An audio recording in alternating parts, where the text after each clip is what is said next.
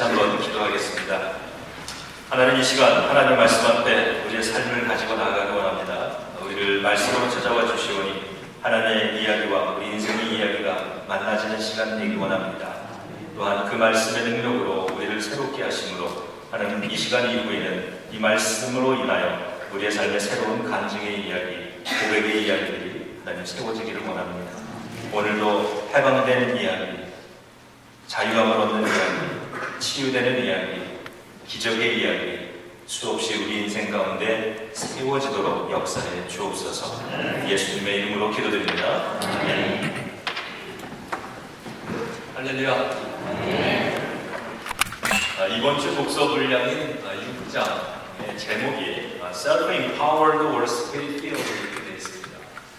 자신의 힘인가 아니면 성령 충만인가. 그래서 자신의 힘을 의지하면 여지없이 깨진다. 이게 이 책의 챕터가 이야기하고자 하는 내용입니다. 책은 이렇게 기록하고 있습니다. 성령의 능력 없이 예수님을 따르려고 하면 오래지 않아 증상이 나타난다. 그 증상은 바로 짜증과 분노이다. 왜냐하면 원하는 행동은 하지 못하고 원치 않는 행동만 하게 되니 화가 날 수밖에 없기 때문이다. 그러면서 하나의 본인의 경험담 이야기를 쓰고 있습니다. 이 목사님께서 이 가족과 함께 한 달간 선교 여행을 하고 이제 귀국하는 그 아틀란타 공항에서의 일인데, 비행기에서 내리면 짐을 찾잖아요. 가족들이 이제 자기 짐들을 한 2개씩 이렇게 다 찾았는데, 이 목사님은 짐이 6개, 굉장히 큰 짐들을 메고 들고 끌고 이러면서 같이 걸어가는데, 코너를 보니까 그 복도가 굉장히 긴 복도가 나오거든요. 이 가족들은 무빙 사이드워크를 올라타고선 이렇게 가는데, 목사님은 짐이 너무 많아서 그 무빙 사이드워크를 올라탈 수가 없어서 이거를 끌면서 빠른 걸음으로 걸어갔더니, 이 가족들의 얼굴을 보니까 굉장히 이렇게 편안한 얼굴인데 자신은 온몸이 땀으로 다 젖는 것처럼 그렇게 힘이 들었다. 이 경험을 이야기를 합니다. 그러면서 성령의 능력으로 충만하지 않고서 예수님을 따르려고 하는 인생의 무게에 이렇게 무릎을 꿇고 가는 것 아니겠느냐 이야기를 합니다. 얼핏 보면 그리스도를 따르는 것 같지만 반드시 문제가 발생하며 자기 힘으로는 결코 그 문제를 극복할 수 없다는 사실을 깨닫게 된다. 제자는 그런 의미에서 성령의 능력 없이는 인생의 난관을 헤쳐나갈 수 없다는 사실을 깨닫는 사람이다. 이렇게 정의를 내립니다. 오늘 본문은 너무나도 유명한 이야기입니다. 하나님께서 모세에게 말씀을 하시는데 가나안을 정탐할 사람 12명을 세우라고 말씀을 하십니다. 그러면서 뭐라고 하셨냐면 각 지파 중 지도자 된 사람 한 사람씩을 뽑아라 그랬습니다. 12개의 지파니까 12개 지파에서 한 사람씩 12명을 선출을 한 건데, 선발을 했는데 그들은 각 지파의 지도자 된 사람들로 뽑으라고 말씀을 합니다. 이것은 하나님께서 그들을 세울 때 믿음 있는 그리고 책임감 있는 사람들을 뽑는 것을 기대하셨다라고 하는 이야기죠. 그들이 이제 바람 광야에서 파송이 되는데, 이 성경에 기록된 지명들을 보면 신광야를 지나서 르홉이라고 하는 동네 네겝, 거기를 지나서 헤브론, 에스겔 골짜기, 이러한 지명들이 나옵니다. 지도를 펴놓고 보면은 이 남쪽부터 해서 저 북쪽까지 굉장히 이 길고 광활한 지역을 이 12명들이 그룹을 조를 짜서 2인 1조가 되어서 40일 동안 정탐을 했다는 사실을 알게 됩니다. 그들이 40일 만에 돌아와서 보고 들은 것을 보고하는 시간인데, 여기서 난리가 났습니다. 사단이 일어났죠. 12명이 정탐꾼이 자기들이 본 것, 들은 것을 말을 합니다. 그리고 가져온 증거들을 보여주는데 이 모든 내용이 정확히 일치를 했습니다. 이런 내용입니다. 그 땅은 적과 꿀이 흐르는 비옥한 땅이었다. 그리고 가지고 온 이 과일처럼 그 땅의 모든 음식들은 참 풍요로웠다. 그리고 그 땅에는 거주민들이 있었다라고 얘기를 합니다. 그러니까 살고 있는 사람들이 있었다. 남방 지역에 갔더니 아말렉 사람들이 살고 있었고, 산지로 올라가 봤더니 여부스 사람과 아모리 사람들이 살고 있더라. 그리고 해변과 요단강에는 가나안 사람들이 이미 터를 잡고 살고 있었다고 그렇게 보고를 합니다. 그런데 그 사람들을 살펴보니까 굉장히 강인한 민족이더라. 그리고 그들이 쌓아놓은 성격 역시 굉장히 견고했다. 이런 내용의 보고를 합니다. 이러한 보고를 12명이 동일하게 하는 겁니다. 그리고는 이 보고를 마친 후에 2명의 정탐꾼이었던 여호수아와 갈렙은 이렇게 얘기합니다. 우리가 빨리 올라가서 그러니까 그 땅을 정복하자. 우린 이길 수 있다. 이렇게 이야기를 했어요. 그 말이 끝나기가 무섭게 나머지 10명의 이 정탐꾼들은 이렇게 얘기합니다. 택도 없는 소리 하지 말아라. 그거 불가능하다. 그들은 우리보다 몇 배나 더 강하다. 그들은 거인이고 우리들 그 앞에서 메뚜기 같은 존재다. 이렇게 얘기를 합니다. 우리 민수기 13장 31절에서 33절까지 찾으셔서 함께 읽겠습니다. 이렇게 얘기합니다. 31절부터 33절까지 같이 읽습니다. 시작. 그와 함께 올라갔던 사람들은 이르되 우리는 능히 올라가서 그 백성을 치지 못하리라. 그들은 우리보다 강하니라 하고 이스라엘 자손 앞에서 그 정탐한 땅을 박평하여 이르되 우리가 두루 다니며 정탐한 땅은 그 거주민을 삼키는 땅이고 거기서 온 모든 백성은 심장이 장대한 자들이며 거기서 넷들이 후손인 아낙 자손의 거인들을 원하니 우리는 스스로 보기에도 메뚜기 같으니 그들의 보기에도 그와 같았을 것입니다. 우리가 이들의 이 보고 내용을 들으면서 잠깐 짚고 넘어가야 될 내용들이 있습니다. 성령님과 동행하지 못하는 사람들, 제자가 아니라 팬으로서 예수님을 팬으로 살아가는 사람들의 공통점을 여기서 볼 수 있는데 이겁니다. 그들은 문제를 만나면 문제는 과장하고요. 자기 자신들은 비하합니다. 저들은 거인이다. 그리고 우리는 그 앞에 메뚜기다. 항상 문제는 과장하는 거죠. 그 앞에 나의 모습에 대해서는 자꾸만 축소시키고 비하합니다. 또 다른 공통점을 볼 수 있는데 아직 일어나지 않은 것에 대해서 결과를 단정짓고 도전하지 않는다라고 하는 공통점입니다. 우리는 능히 올라가서 그 백성들을 치지 못할 것이다. 이렇게 결과를 못한다고 단정을 지어버렸습니다. 그 지역에는 우리가 들어가지도 못할 것이라고 이렇게 얘기를 하고요. 이기지도 못할 것이라고 말을 합니다. 삶을 부정적으로 생각하면서 안 될 거라고 결론을 지어놓고 비방하는 거죠. 그리고 여기서 또 중요한 이야기가 있는데 그들이 뭐라 그랬냐 하면 그 땅을 악평하여 이르되 그랬습니다. 여러분 그 땅이 어떤 땅입니까? 하나님이 정탐하라고 보내신 그 땅, 그것은 그들의 조상 대대로 그리고 그들이 출애굽할 때부터 하나님께서 그들에게 약속하신 땅입니다. 그 땅은 축복의 땅으로 내가 너희에게 주리라. 하나님이 주시겠다고 약속하신 땅, 축복의 땅, 적과 꿀이 흐르는 땅이라고 말씀하신 땅입니다. 그래서 그 땅을 지금 정탐하라고 보낸 건데 그들은 그 땅을 악평합니다. 하나님이 축복하신 인생인데 우리의 인생이 하나님이 복 주신 인생 귀하게 만드시고 저와 여러분들 우리를 구원하기 위해서 저 십자가에서 죽으실 만큼 우리의 삶을 가치 있게 여기시고 그리고 이제 우리의 삶에 축복의 열매들을 이루기 원하시는데 우리들은 삶의 고난을 만나면 우리 자신의 생명과 인생을 자꾸 비하하지 않습니까? 내 인생은 안 되는 인생이야. 내 인생은 저주받은 인생 같아. 하나님이 축복으로 주신 땅인데 그 땅을 악평합니다. 그리고는 뭐라고 하냐면 저 땅은 삼켜버릴 땅. 우리가 저 땅에 가면 저 땅을 삼켜버릴 거야. 이렇게 얘기해요.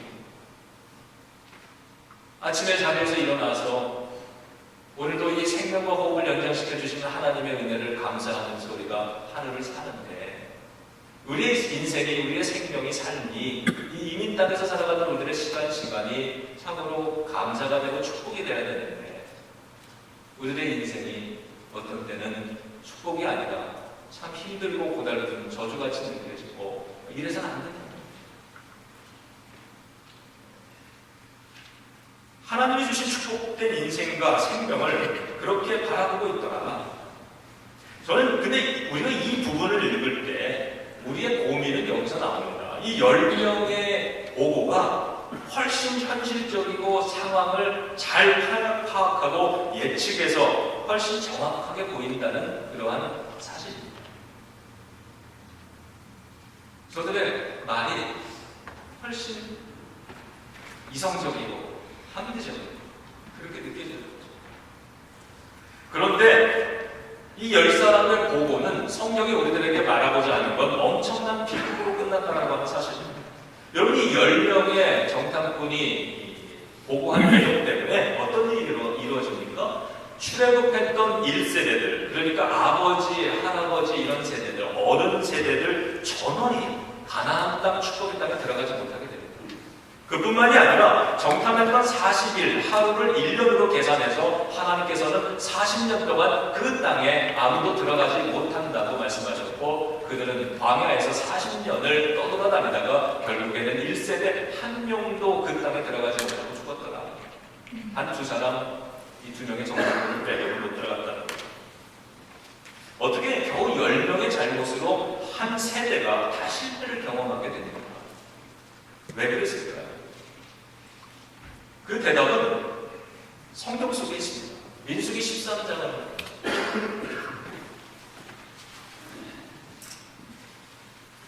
민수기 13장에 보면 하나님께서 정탐꾼 12명을 보내실 때 지시하신 내용이 있는데, 그냥 보낸 게 아니에요. 너희들이 가서 그냥 대충 둘러보고 40일 후에 돌아와라, 그렇게 말하지 않고 자세한 지침을 줬어요.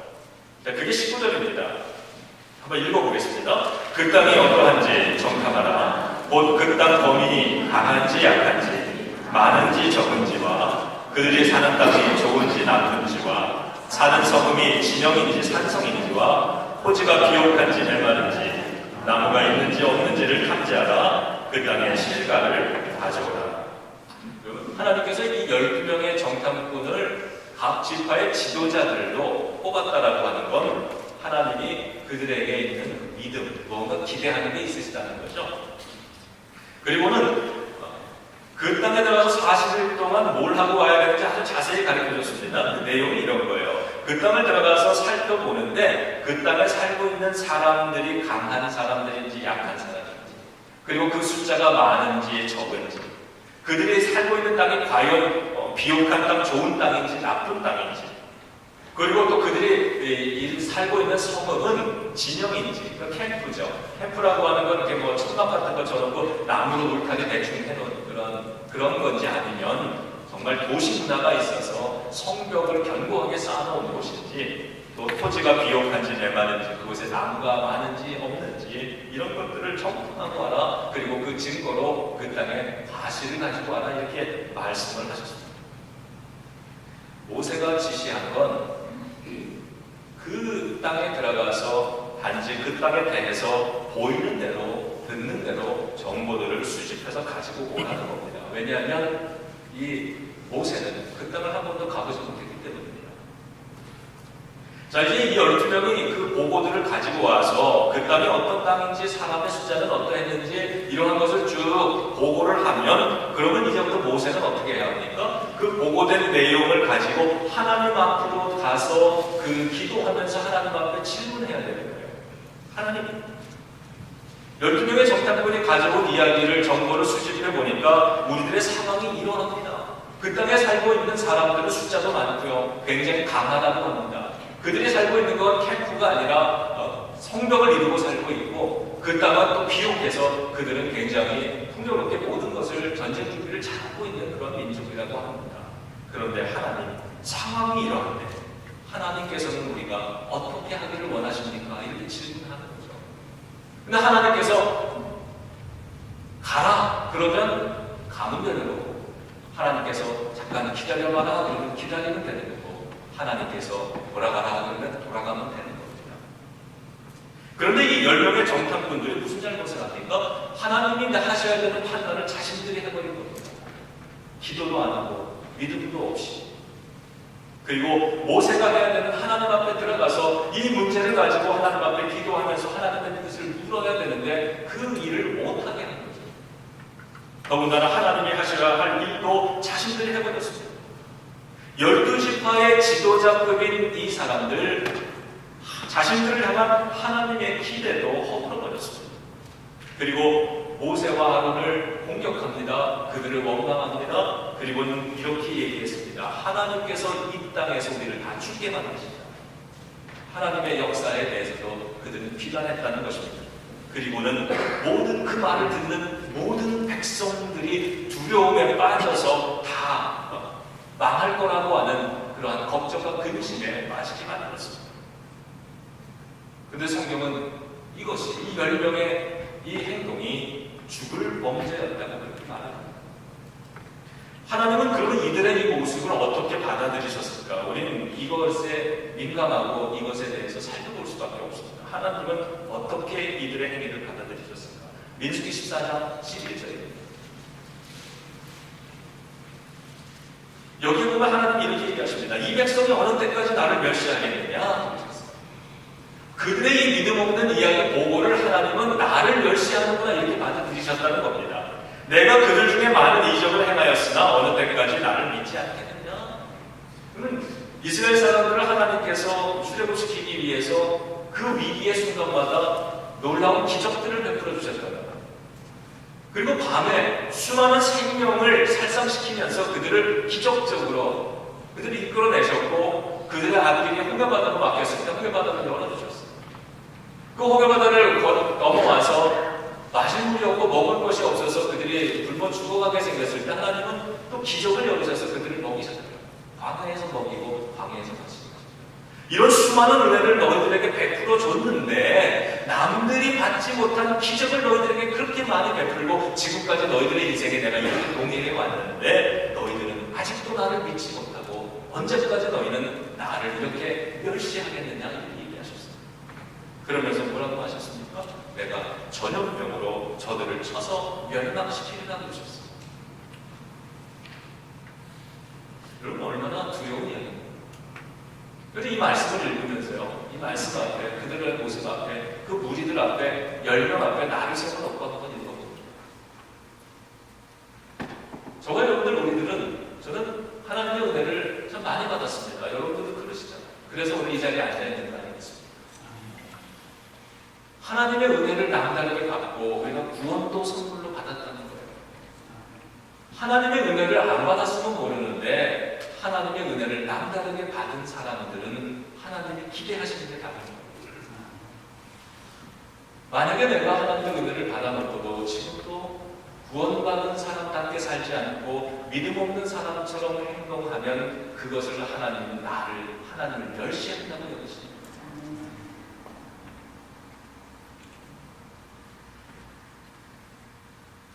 오늘 이 본문을 통해서 또 성경을 통해서 배우는 인생의 공식이 하나가 있습니다. 이게 뭐냐 하면 현실이 있죠. 근데 오늘날의 모습이 있습니다. 근데 이 현실에 하나님을 더하면 결과물이 나온다는 거예요. 이게 제가 바라보는 인생의 성경을 통해서 배우는 공식입니다. 우리의 현실의 이야기 속에 하나님을 모시는 결과물이 나옵니다. 현실과 결과물 사이에는 누가 계세요? 하나님이 계십니다. 이런 이야기예요. 우리 하나님의 존재를 산수에다가 비유를 해보면 곱셈의 1과 같은 존재가 아니시라는 겁니다. 여러분 곱셈 한번 해보고요. 10 곱하기 1은 10, 100 곱하기 1은 100, 1000 곱하기 1은 1000입니다. 만 곱하기 1도 많이 되는 거죠. 뭐예요? 문제와 답이 항상 똑같습니다. 여러분들 문제 하나 낼게요. 너무 답이 빨리 나왔는데 현실 곱하기 1은 뭐예요? 그러면 자 공식에 따르면 현실이 되는 거예요. 문제 곱하기 1은 문제가 되는 거예요. 가나안 곱하기 1은 가나안이 되는 거예요. 여러분 저 1이라고 하는 저 숫자는 존재감이 없는 숫자입니다. 있기는 있는데 영향력이 아무것도 없어요. 현실 곱하기 1 그냥 현실이에요. 문제 곱하기 1 그냥 문제. 하나님의 제자가 아니라 팬 정도에 만족하고 살아가는 사람들은 하나님을 일과 같은 존재로 섬기고 사는 게 아니겠습니까? 그들의 인생 속에 하나님의 존재감이 안 나타나는 거예요. 오늘 이 10명의 정탐꾼의 이야기를 들어보세요. 그들의 이야기 속에 하나님이라고 하는 존재감은 전혀 나타나지를 않습니다. 13장 31절 함께 읽습니다. 시작. 그와 함께 올라갔던 사람들은 이르되 우리는 능히 올라가서 그 백성을 치지 못하리라. 그들은 우리보다 강하니라. 자, 그들은 우리보다 강하다. 그러므로 이게 문제죠. 현실입니다. 그들은 강하다 이꼴 결과는 어때요? 어렵다는 거야. 우리는 능히 올라가서 그들을 이기지 못할 거야. 자, 13장 33절 읽어봅니다. 시작. 거기서 내끼리 후손인 아낙 자손의 거인들을 보았더니 우리는 스스로 보기에도 메뚜기 같으니 그들이 보기에도 그와 같았을 것입니다. 자, 우리는 스스로 보기에도 메뚜기 같다. 문제 앞에 자기를 비하하지 말자 그랬죠? 근데 그들이 보기에도 그 메뚜기 같았을 거야 이렇게 얘기하는 거예요. 근데 그들이 정탐꾼을 봤습니까? 그들이 이스라엘을 봤어요? 아직 못 봤다는 거예요. 그러니까 정탐꾼이죠. 자기의 모습을 숨겼으니까. 그런데도 이렇게 얘기합니다. 내가 생각하기에도 저들 앞에 나는 메뚜기 같은데 저들이 우리를 봐도 그렇게 생각을 할 거야. 단정 지어버리죠. 그럼 문제가 크고 어려우니까 이 꼴 뭐예요? 우리는 망한다는 겁니다. 결과물을 뭐가 정해요? 문제가 결과물을 정한다는 겁니다. 이들의 말과 생각 속에는 어디에도 하나님의 존재감이 나타나지 않죠. 그래서 하나님이 너희를 내가 그렇게 너희를 지켜줬는데 너희들 나를 멸시하고 아직도 안 믿는구나 이렇게 말씀하시죠. 그러면 하나님은 어떤 존재실까? 영과 같은 존재가 아닌가 생각합니다. 곱하기 0을 하나 가볼게요. 10 곱하기 0은 0. 100 곱하기 0은 0. 1000 곱하기 0은 0. 그러면 문제 곱하기 0은 뭐예요? 문제요? 문제 곱하기 0은 0이죠. 여호수아와 갈렙에게 있어서 하나님은 저 산수의 영과 같은 존재였습니다. 가나안의 강한 민족들, 거대한 성읍이라고 하는 프로블럼들이 있었지만 하나님은 그 모든 것을 문제없음, 제로로 만들어버리시는 거예요. 낫기는. 자, 본문을 한번 읽어봅니다. 그들의 말 속에서 14장 8절 그리고 9절입니다. 시작. 여호와께서 우리를 기뻐하시면 우리를 그 땅으로 인도하여 그리시고 그 땅을 우리에게 주시리라. 이는 과연 젖과 꿀이 흐르는 땅이니라. 다만 여호와를 거역하지 말라. 또 그 땅 백성을 두려워하지 말라. 그들은 우리의 먹이라. 그들의 보호자는 그들에게서 떠났고 여호와는 우리와 함께 하시느니라. 그들을 두려워하지 말라. 여호와는 우리와 함께 하시느니라. 그들을 두려워하지 말라. 한번 보시죠. 그 0이라는 숫자를 열어주세요. 한 번 더 눌러주세요. 하나님으로 다 바꿔볼게요. 그러면 답이 어떻게 나오는 거예요? 하나님으로 나오는 거예요. 우리의 삶에 어떠한 현실과 문제가 있든지 우리의 삶에 하나님을 모시고 살 때 하나님은 그 문제에 개입하십니다.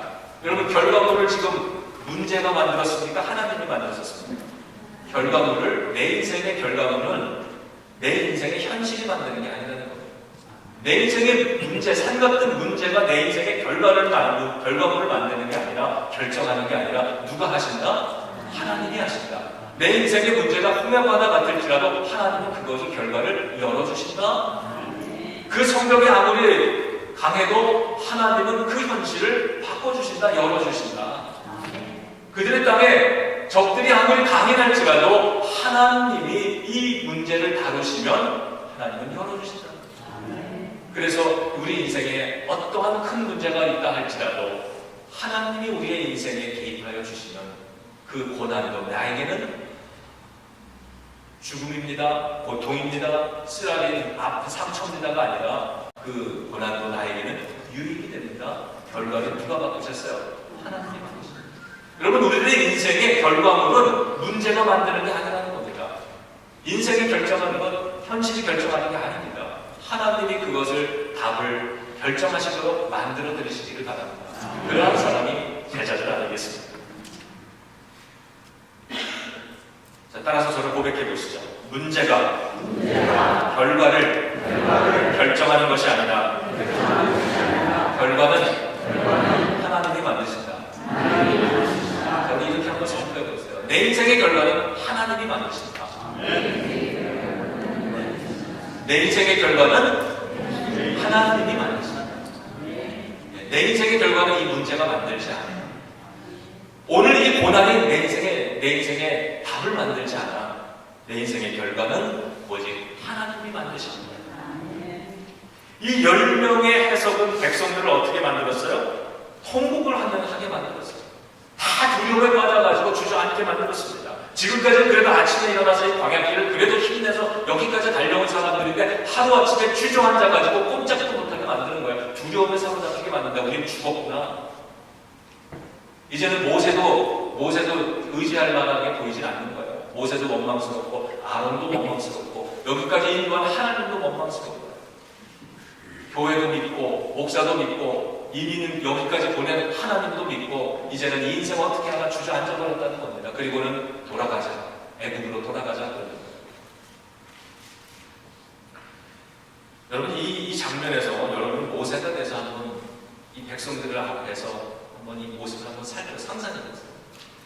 제가 모세의 입장이었다면 백성들이 이렇게 하면 안 되나 보다 이렇게 했어요. 하나님께서 광야에서 나를 불러들이셔서 모세 바로 앞에 세우시고 그리고 그 기적들로 이 백성들을 여기까지 이끌어내시고 어렵지만 여러 가지 장애물들이 있지만 하나님이 다 해결해 주셔서 그때마다 금식하며 기도하며 사람들을 격려하면서 여기까지 끌고 온 거예요. 앞으로 가야 될 길이 멉니다. 역사적인 어떤 그러한 사명이 있는 거예요. 그런데 지금 10명의 정탐꾼들이 그걸 다 망쳐버리는 거예요. 백성들은 다 하나님 원망하고 모세를 믿지 못하겠다 그러고 이집트로 돌아가 버리겠다고 지금 그러고 있습니다. 모세로서 모든 과학이 다 무너지는 순간인데 가슴이 떨리지 않았겠어요? 여러분 8절 보시겠어요? 8절 같이 읽습니다. 여호와께서 우리를 기뻐하시면 우리를 그 땅으로 인도하여 들이시고 그 땅을 우리에게 주시리라. 이는 과연 적과 꿀이 흐르는 땅이니라. 여호와께서 우리를 기뻐하시면 오늘 이들이 하고 있는 이 말, 이것이 모든 문제의 해답이고 모든 축복의 공식인 줄로 믿습니다. 여호와께서 우리를 기뻐하십니다.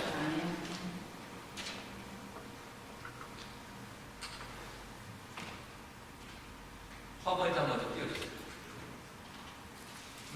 저런 걸 보셨죠? 하나님의 플러스 지로 0을 하나 더하면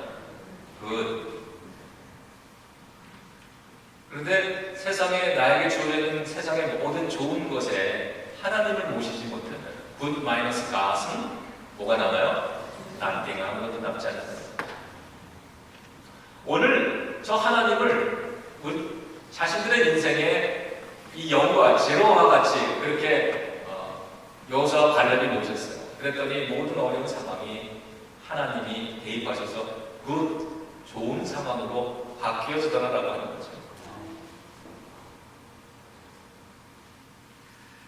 아무리 현실과 문제가 어려울지라도 우리 인생에 하나님을 모시면 하나님의 존재감은 결론을 하나님의 뜻으로 다 바꾸십니다. 여호수아와 갈렙이 이렇게 얘기했잖아요. 적들은 대단하다. 그러나 우리에게 하나님이 계시니 저들은 우리의 먹이고 밥이다. 만약에요 이 여호수아와 갈렙이 이렇게 보고를 했다면 저도 그 사람들의 말을 따르지 않았을 거예요. 믿을 수 없었을 겁니다. 뭐 가봤더니 적들 별거 아니야. 성벽 뭐 부딪히면 어떻게 해결되겠지. 별거 아니야. 근데 여호수아와 갈렙은 그렇게 보지 않아요. 적들은 강합니다. 성벽도 대단히 튼튼합니다. 그러나 우리에게는 하나님이 계십니다. 그러니 올라가서 저 땅을 우리가 차지합시다 이런 거예요. 인생이 쉬워서 문제가 없어서 평안해서 이길 수 있다고 생각하는 거 아닙니다. 고난이 연약해서 시시해서 이길 수 있다고 말하는 거 아닙니다. 여전히 인생은 두렵고 인생의 문제는 강하다. 내 앞에 놓여져 있는 이 질병도 어떤 가난도 이민생활도 만만치 않지만 너무나 힘들고 가난하고 강하지만 그러나 나에게는 하나님이 계시니 나는 이 땅에서 승리할 줄로 믿어. 이렇게 얘기하는 거죠. 자, 오늘 수업의 결론입니다. 교회의 지도자들은 어떤 사람들입니까? 어떤 사람들 이어야 합니까? 팬이 아니라 제자들을 요구하는 사람들이 됩니다. 오늘은 광고드린 대로 사역팀장입니다. 임명식입니다. 오늘 선물은 컵받침이에요. 이 컵받침 위에는 항상 뭐가 있어요? 컵이 올려져 있습니다. 그렇듯이 오늘 우리가 여러분이 하고 있는 이 사역이 여러분의 사역이 아니라는 뜻입니다. 누구의 사역이에요? 하나님의 사역이라는 겁니다. 그렇기 때문에 우리들의 섬김 위에는 항상 하나님이 계셔야 됩니다. 내가 하고 있는 이 사역은 내 사역이 아니라 하나님의 사역이라는 것 항상 잊지 마시기 바랍니다. 그래서 우리는 섬기는, 항상 섬기는, 그래서 물자를 그냥 드리는 게 아니라 이 컵받침에다가 담아서 드리듯이 항상 섬기는 자로서 이 일들을 감당해야 되지만, 이게 하다가 보면은 내 사역이라고 하는 생각이 들면 부서 이기주의가 됩니다. 교회 전체가 상관없이 그냥 내 거만 고집하고 내 거 중심으로 교회가 다 움직여야 된다고 그렇게 고집부리는 거예요.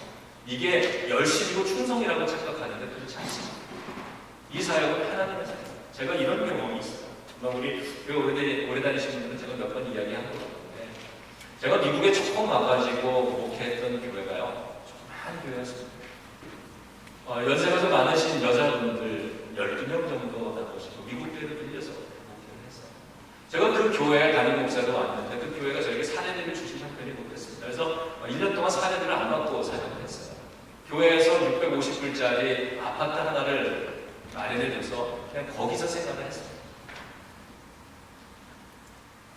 주일 밤이 되면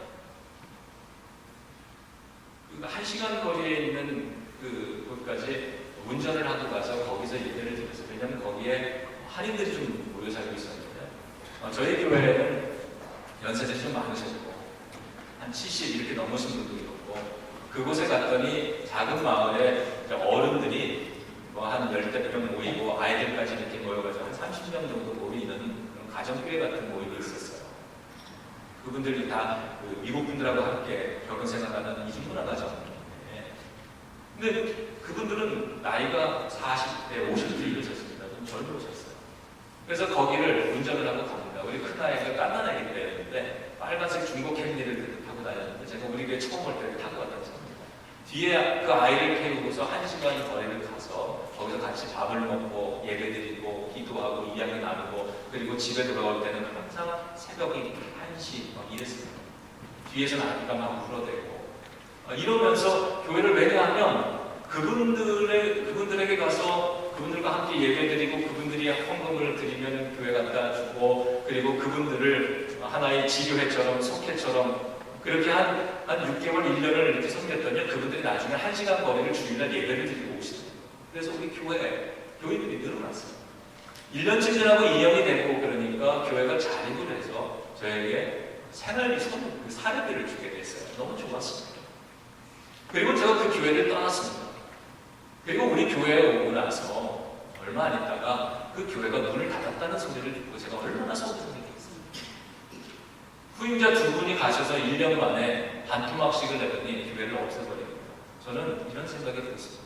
내가 그렇게, 우리 가족이 그렇게 사례비도 못 받고 정말 눈물을 흘리면서 그 고생을 하면서 일으켜나는 교회인데 어떻게 무성의하게 저렇게 교회를 다 없애버릴 수 있나.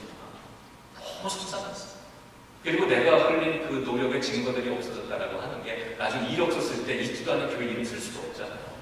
야, 이럴 수 있나 이랬는데 마음속에요, 주님이 이렇게 말씀을 하시거든요. 야, 그 교회가 네 교회냐 내 교회지. 마음이 아파도 내가 더 아파야지만 네가 난리야. 제가 그때 깨닫고 그걸 그때 상당히 많이 했어요. 그렇구나. 내가 이 교회는 하나님의 교회입니다. 하나님께 우리가 충성한 하나님의 일을 하는 겁니다. 이렇게 수만 번 이야기를 해놓고 여전히 내 속에는 이 교회는 내 거야 라는 생각이 있었거든요. 그렇죠. 내가 그 시기에 하나님이 나를 쓰셔서 하나님이 원하시는 일을 하나님의 계획 속에서 내가 그 일을 충성스럽게 했다면 그것으로 감사한 건데, 나는 결과까지 내가 만들려고 그러고요. 결과에 대해서 내가 괴로워하고 있는 하나님이 괴로워하십니다. 주님의 몸된 성도인데, 그래서 그때 이게 내가 이 교회를 하나님의 교회라고 하나님의 목회라고 말을 하면서도 내 비즈니스로 생각을 했었구나 이렇게 회개했습니다.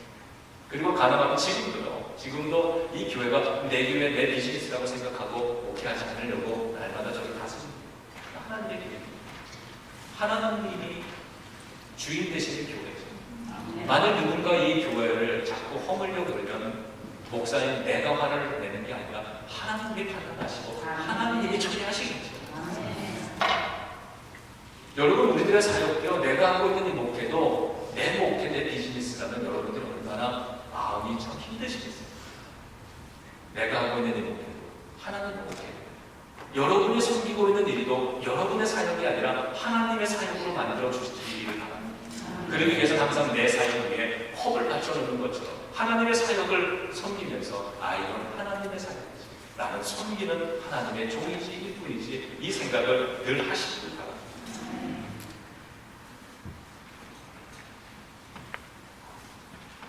어쩌면 저와 여러분들은 하나님께서 각 지파에 한 명씩 지도자들을 세우라고 한 것처럼 그렇게 믿음의 반응을 기대하셔서 선택하여 세우신 사람들 겁니다. 그게 바로 지도자들입니다. 여러분, 두 명의 정탐꾼이 되시길 주님의 이름으로 축원합니다. 문제가 어려울 때, 우리 이 교회를 이제 살림을 해나가면서 너무 어려운 문제들을 만나게 되고, 또 여러분들이 가정에서 살림을 하시면서 인생을 설계하시고 나아가면서 인생의 어떤 큰 문제를 만나게 되면 이 시간 이후에는요, 문제가 어려우니까 안 된다, 망한다, 못한다, 이 언어는 여러분의 입에서 완전히 제거해 두시기 바랍니다. 어떠한 어려움이 있어도 내가 이 시간 이후에 이 말씀을 읽은 이후에는 하나님 앞에 죽어서 하나님 앞에 가는 그 순간까지 내 입에서는 망한다, 못한다, 안 된다, 이 단어는 절대로 말을 하지 않는다. 하나님께서 이 10명의 정탐꾼을 아무나 세운 게 아니라 각 지파에 지도자들을 세웠다라고 하는 건 그들이 돌아와서 그들의 입으로 하는 그 말하는 것, 그 언어에 하나님이 기대하시는 언어가 있다는 거 아니겠습니까? 문제가 어려우니까 안 된다, 망한다, 못한다는 단어는 입에 담지도 말고 그 대신에 우리의 인생에 만나는 문제 그대로를 하나님 앞에 가지고 나아갈 수 있기를 바랍니다. 그리고 이렇게 질문해 봅니다. 저를 따라해보세요. 하나님은 이 문제 앞에서 우리 교회가 어떤 믿음의 반응을 보이기를 기대하십니다. 내 인생에 어려운 일을 만났으면 죽는다, 망한다, 어렵다 이런 얘기 하기 전에 입을 딱 다무시죠. 그리고는 이렇게 주님 앞에 질문하는 겁니다. 하나님, 내 인생에 이러한 어려움을 만나는데 이게 내 인생의 현실로 들어왔는데 하나님은 지금 내가 어떻게 반응하기를 원하세요?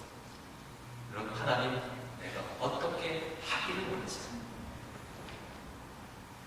그럼 제가 목사로 살아가면서 목사의 그릇이라 하나님이 목사로 세워서 쓰겠습니까? 때로는 자리가 사람을 만들고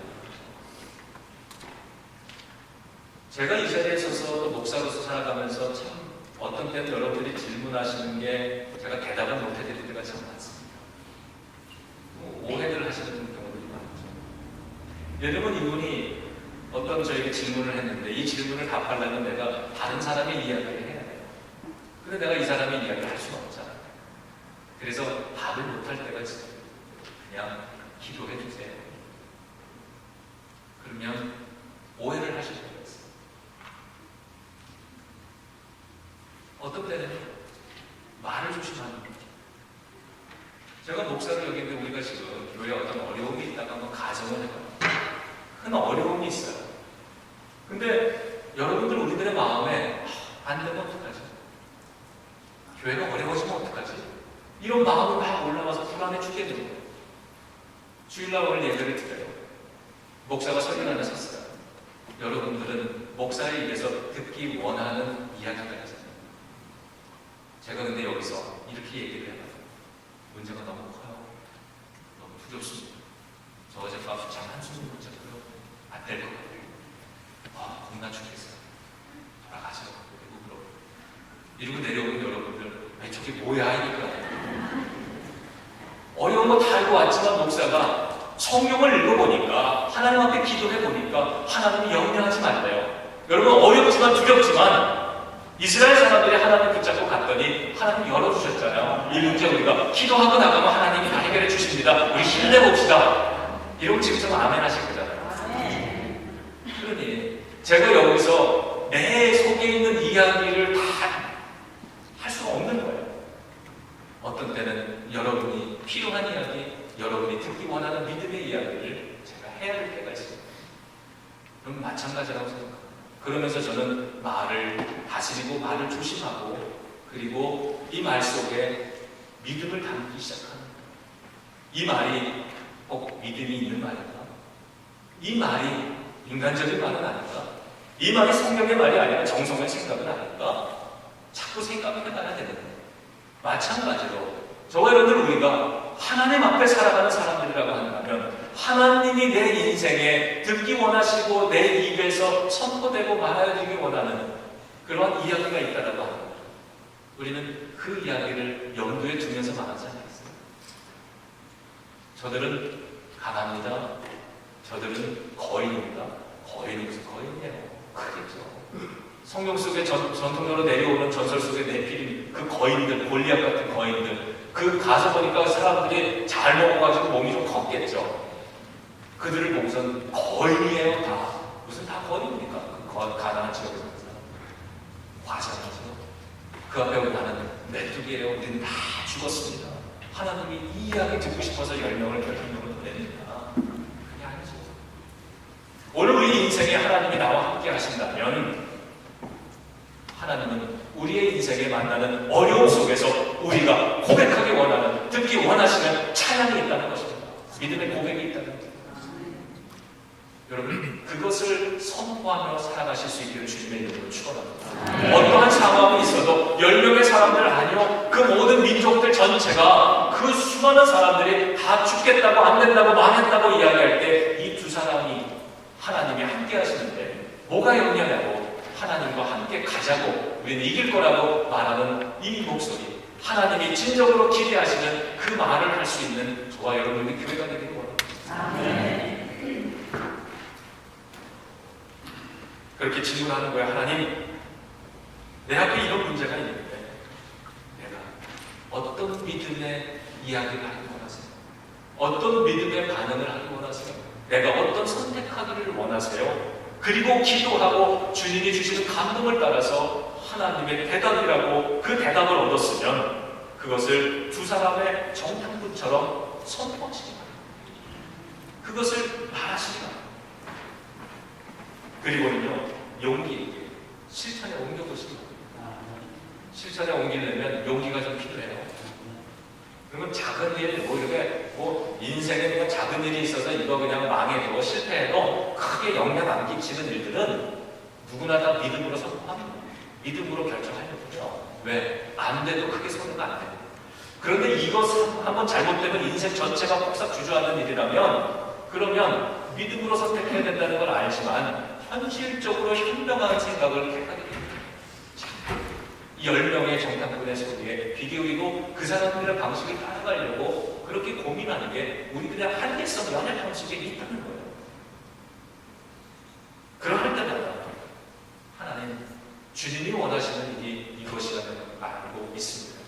이 일을 행할 수 있게 용기 주세요.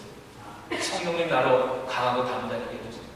모세가 늘 정탐꾼을 보내면서 그 땅을 큰지 작은지 많은지 적은지 강한지 이런 걸 살펴봐라. 그러면서 뭐라 그랬어요? 강하고 담대하라 그랬어요.